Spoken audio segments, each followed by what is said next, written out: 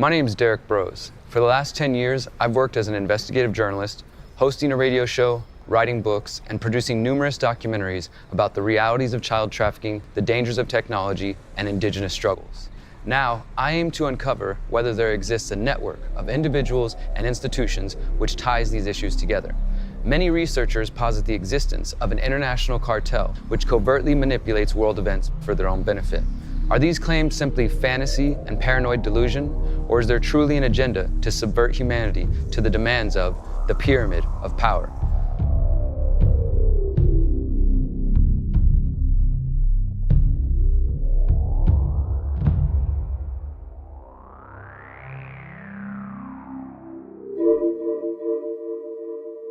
Chapter 9: The Prison Industrial Complex.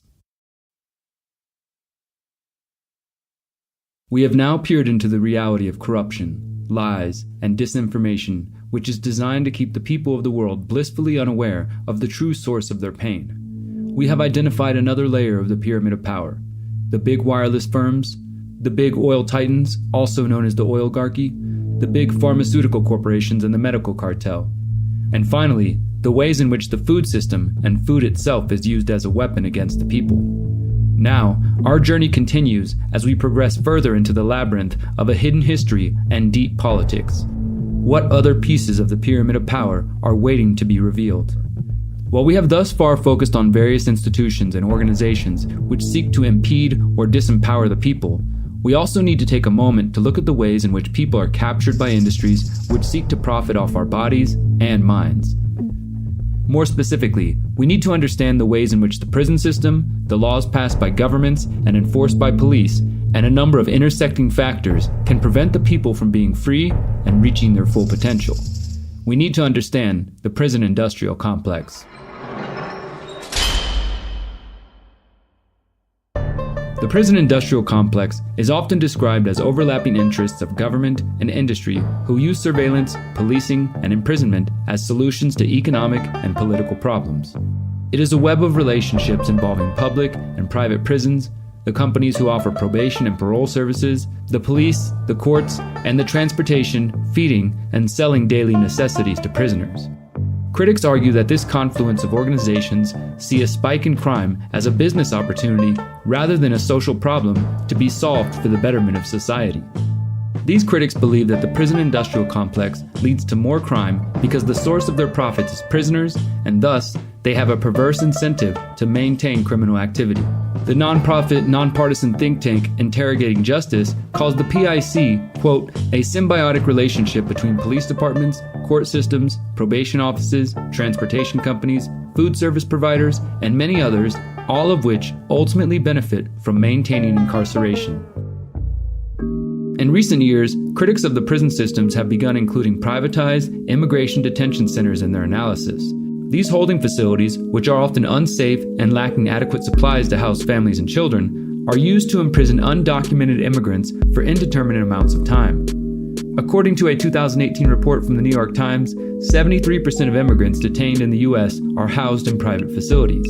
Opponents of private prisons say the detention centers operate with little regulation or oversight and have a clear financial incentive to cut medical, food, and maintenance costs. Companies benefiting off the prison industrial complex include Aramark, 3M, Amazon, Bank of America, JP Morgan Chase, Microsoft, Western Union, and Wells Fargo. Private prison operators include CoreCivic, Ferrovial, Geo Group, and Serco Group. Other criticisms of the PIC involve the criminalizing of poverty. Namely, critics say that the so-called criminal justice system targets low-income individuals, often in communities of color. The Prison Policy Initiative says that, quote, poverty is not only a predictor of involvement with the justice system, but also an outcome of getting wrapped up in the prison industrial complex. For example, if an individual is living in poverty and chooses to commit a low-level offense, let's say a nonviolent but invasive theft, they will not only find themselves locked in a cage with a criminal record, but they will also be saddled with countless fines, fees, and other costs associated with the process. Even after someone does their time in jail or prison, when they are released, they will contend with the probation or parole system. This system demands monthly fees, classes, and therapy sessions which are ostensibly aimed at rehabilitating people, but which are ultimately drains on their income. Sometimes, individuals will find their driver's license suspended upon arrest, forcing them to walk, use public transportation, or drive without a license. This reinforces more costs on the taxpayer, and some argue also endangers the public because of an increase in unlicensed drivers. Additionally, there are criticisms of the money bail system in the United States, a system in which a defendant is required to pay a certain amount of money as a guarantee they will attend future court hearings. If the defendant is unable to come up with the money for bail, they can be incarcerated from their arrest until their case is resolved or dismissed in court. The Prison Policy Initiative says this goes against constitutional protections of assumptions of innocent until proven guilty, and that the rise of jail population inside the United States is driven by detention of legally innocent people. Because of this, the initiative says a reform of the criminal justice system and the prison industrial complex must include a discussion of local jails and the need for pretrial detention reform. While this is not the norm in all of the world, it is in many Western nations, which has almost 25% of the world's prisoners and the highest incarceration rate in the world. These astronomical levels of incarceration also include juveniles under the age of 18. This criminalization of youth can be seen as a symptom of the prison industrial complex. The trend of taking children out of public schools and into the juvenile and criminal justice system is often known as the school-to-prison pipeline. Children who fall prey to this pipeline typically follow a pattern. First, there are often a lack of resources at a school, not enough teachers per student, and limited funding for counselors and mental health guidance. Second, schools are increasingly enacting zero-tolerance policies where students can be expelled or suspended for something as simple as bringing nail clippers to school. Couple these factors with the increasing militarization of schools, with cops heavily armed, metal detectors, cameras, and random searches of personal property, and you have a recipe for disaster. If a child acts out or breaks a rule in this environment, he might find himself sent to an alternative disciplinary school, and soon enough, the police and the courts get involved. The increase in cops in schools can lead to students being criminalized for behavior that previously would have been handled inside the school. This often leads to a child being introduced to the juvenile justice system. Finally, the prison industrial complex is a system which is not focused on actually correcting bad or antisocial behavior through reform. Instead, critics argue that this system produces more violence, imprisons low-level, non-violent offenders, costs billions of dollars of taxpayer money, and dehumanizes the prisoners. The history of the prison industrial complex. By the early 19th century, governments began to get involved in the business of running prisons. Private businesses began to provide contracting services for food, medical care, and transportation. However, there were times when government-run prisons collaborated with private businesses in exchange for labor. This can be seen prominently in the convict lease system in the American South. This system involved private parties paying public prisons for forced labor. Prisons were often rented out to plantation owners and corporations for mining coal, laying bricks, or cutting timber. The Tennessee Coal, Iron, and Railroad Company was one of the largest users of prison laborers, mostly comprised of African Americans convicted of petty crimes. U.S. Steel was another American company who has since acknowledged using African American convict labor. These corporations would be responsible for feeding, clothing, and housing the prisoners. This would often result in unsanitary or dangerous conditions. This system would ultimately lose favor, with Alabama being the last state to outlaw the practice in 1928. The system drew criticism for a number of highly publicized abuses, including the case of Martin Tabbert, a young white man from North Dakota who had been arrested in Florida for being on a train without a ticket. Tabbert was fined $25. His parents sent the money, but it disappeared somewhere along the way, and Martin was subsequently leased to the Putnam Lumber Company in Clara, Florida, south of Tallahassee. Martin would end up being whipped with a leather strap by the boss until he died. The story made national headlines and resulted in Florida Governor Carrie A. Hardy ending convict leasing in 1923. As the governments of the world began to participate in the prison industry, new institutions began to pop up, including the establishment of the Federal Prison Industries in the United States in 1930. Federal Prison Industries, also known as UNICOR, is a prison labor program whereby inmates produce goods and services for the public sector. Under U.S. federal law, all physically able inmates who are not a security risk or have a health exemption are required to work, either for UNICOR or another prison job. In the United States, inmates earn between 23 cents to $1.15 per hour. Some critics equate this labor program to a form of modern-day slavery. While the convict labor program may have ended the practice of loaning out prisoners to corporations, there are also concerns around the growth of the private prison industry. Today, the private prison industry operates facilities for immigrant detainees. These prisons are run by private corporations who enter into a contract with the government. This contract outlines how a corporation is getting paid, which can be determined by the size of the prison, or in most cases, it is paid based on the number of inmates that the prison houses. Critics point to the incentive to create financial profits and cut costs as a reason why private prisons should be abolished or greatly reduced. Some of the companies who profit off cheap prison labor include McDonald's, Wendy's, Walmart, Starbucks, Sprint, Verizon, Victoria's Secret, Fidelity Investments, JCPenney, and American Airlines. The prison industrial complex of today includes the public and private prisons, the parole and probation services, the cash bail system, the unjust laws and sentencing, the school-to-prison pipeline, and many other factors. So what led to the creation of this corporate-state relationship which imprisons and destroys lives?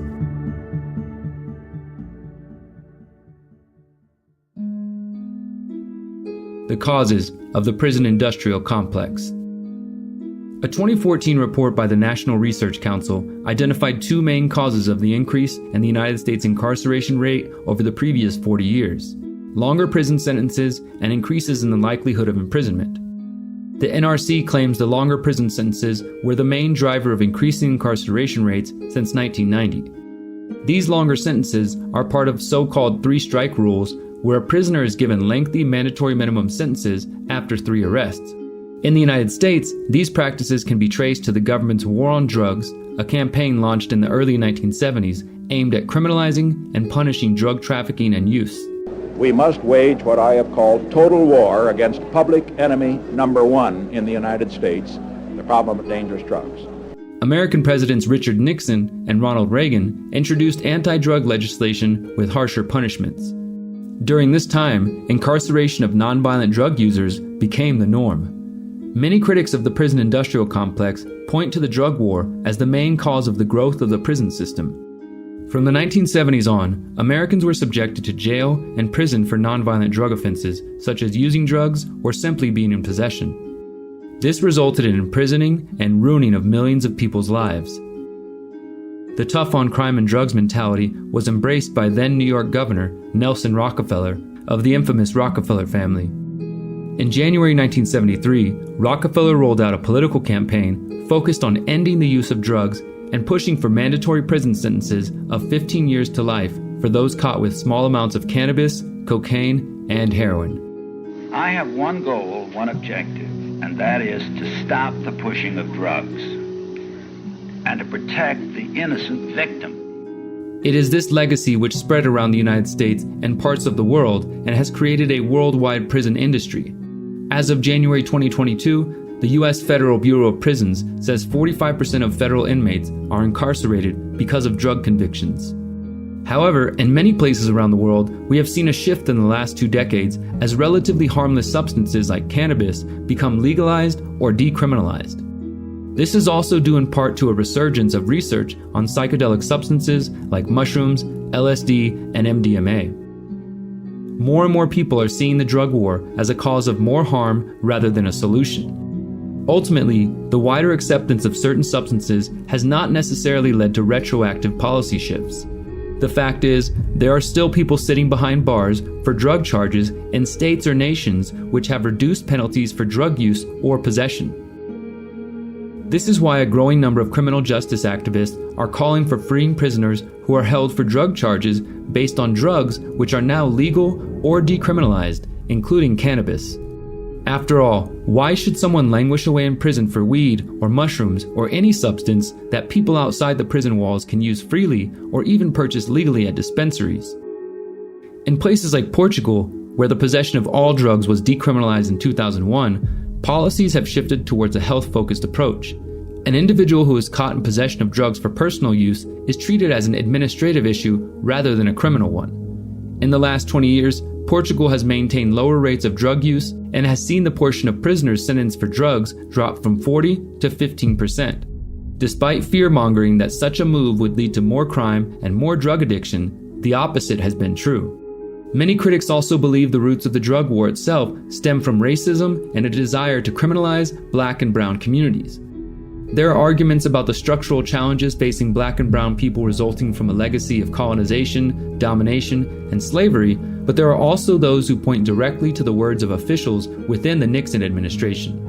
It was this administration that played a huge role in advancing the hard-on-drugs, tough-on-crime language.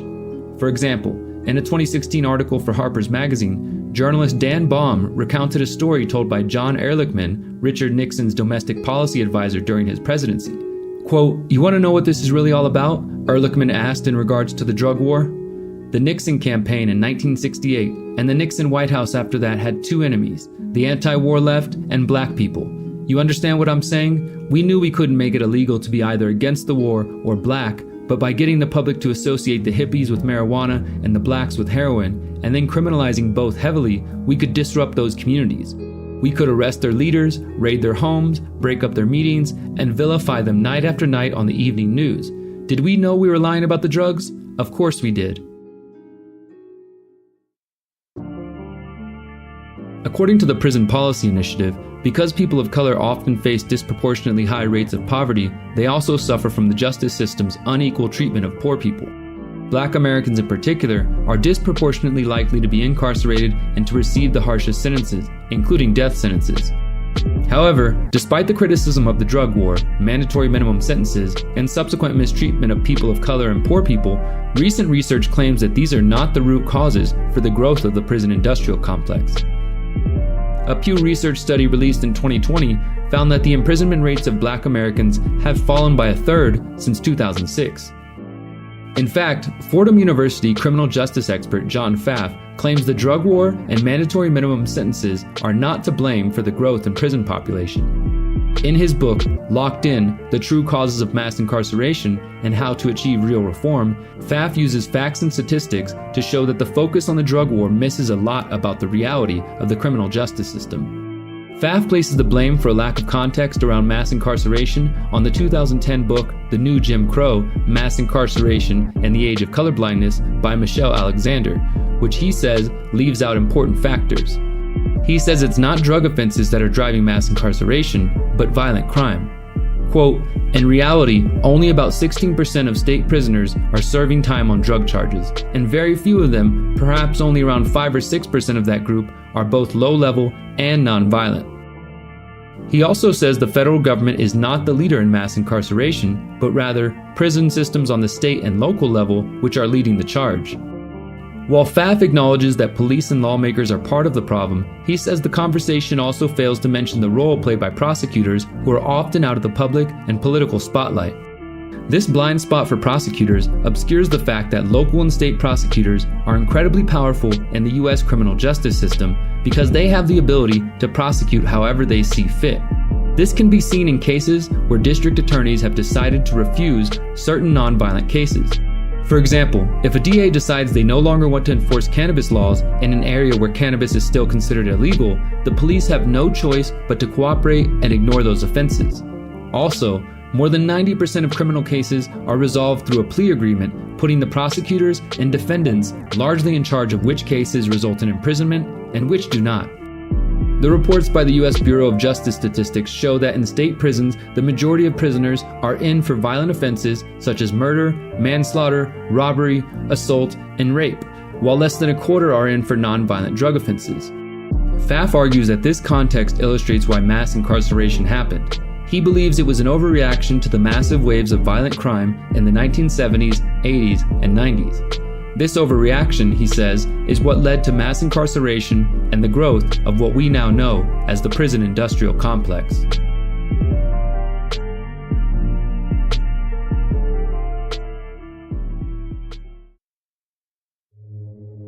Life after prison. One of the final detrimental aspects of the prison industrial complex is what happens once you leave. As noted before, probation and parole are often traps meant to keep money going into the prison industrial complex and threaten those who can't pay fines or jump through other judicial hoops with re-imprisonment. Once you leave prison or jail, you are also marked with a bullseye and labeled felon, a scarlet letter that makes it difficult to find jobs, housing, and generally stigmatizes an individual to the ignorant public who assume everyone who has been to prison or has a criminal record must be a dangerous, violent person.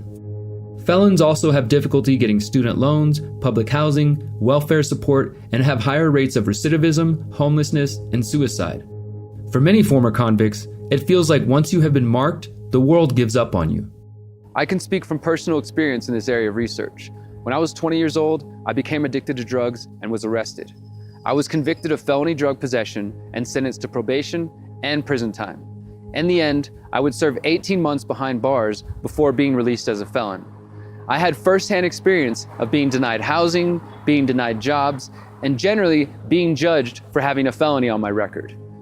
In my experience, I saw how the courts expect you to pay fines, take random drug tests, and attend meetings, or else risk being sent back to prison. For many people, being on probation or parole is like having one foot inside the system and one foot outside, because if your probation officer believes you violated the conditions, they can send you back to prison without a moment's notice. These circumstances lead to an increase of stress and potential for falling back into unhealthy habits because of the pressure to meet every stipulation, lest you be sent back to a cage. I witnessed many brilliant minds find themselves wrapped up in the prison industrial complex and struggle to find a way out. Many of the people I met while in prison are still cycling in and out of the prison industrial complex, while others lost their lives to drug addictions. The few wise ones who caught on quick never came back to the horrible institution. What will it take to change this destructive, wasteful, and ineffective model of justice so we can properly rehabilitate those who are in need of help?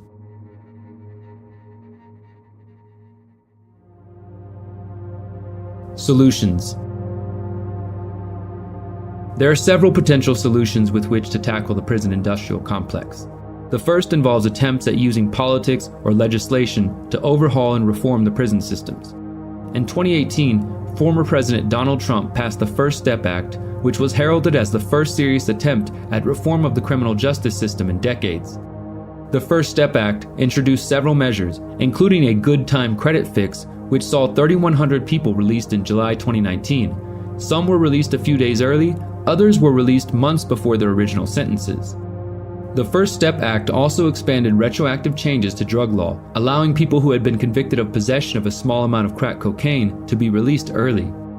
The U.S. Department of Justice said the act had reduced sentences for more than 3,000 people. Altogether, it is estimated the First Step Act reduced the federal prison population by about 5,000 people. In the first year of his administration, President Joe Biden signed an executive order which ended the Department of Justice's use of private prisons. The order claims the goal is focusing on rehabilitation instead of imprisonment. Most advocates are aware that while these actions have produced tangible results, they are not enough to fix the overarching structural problems created by and connected to the prison industrial complex. On the other end of the spectrum, you have activists and researchers who believe the answer lies in abolishing prisons and replacing them with institutions which focus on mental health and actual rehabilitation rather than punishment. The prison abolition movement has seen renewed interest in recent years as more people become aware of the injustices created by the current policing and court systems. This movement is made up of legal scholars, activists, former prisoners, and anarchists who believe systems of rehabilitation like those seen in Portugal could serve as a model for reworking the entire prison system. While it may seem far-fetched or even reckless to imagine the idea of a world without prisons or even police, it's important to acknowledge and address the web of problems created by the prison industrial complex. This system not only dehumanizes the prisoners, but it also dehumanizes the prison guards, the judges, the prosecutors, and all those who profit by normalizing the idea that humans can be caged for violations and made to suffer isolation, hunger, stress, and dangerous conditions. Until we are willing to look at this irrational situation and honestly seek solutions, millions of people from around the world will continue to suffer in cages. We must remember to question the authorities who dictate the laws to the people. Should we blindly trust their assessment of what is right and what is moral, and what is worthy of punishment and imprisonment? We ought to consider whether the current laws align with our values and our ideas of what is a violation of societal norms. We must question the mentality that says a person is irredeemable once they have made a mistake. Only once we have found the answers to these questions and sought to implement solutions which lift up all those suffering at the hands of this system, only then will we see an end to the prison industrial complex. To learn more about the prison industrial complex, we suggest reading Locked In: The True Causes of Mass Incarceration and How to Achieve Real Reform by John Pfaff, and The New Jim Crow: Mass Incarceration and the Age of Colorblindness by Michelle Alexander.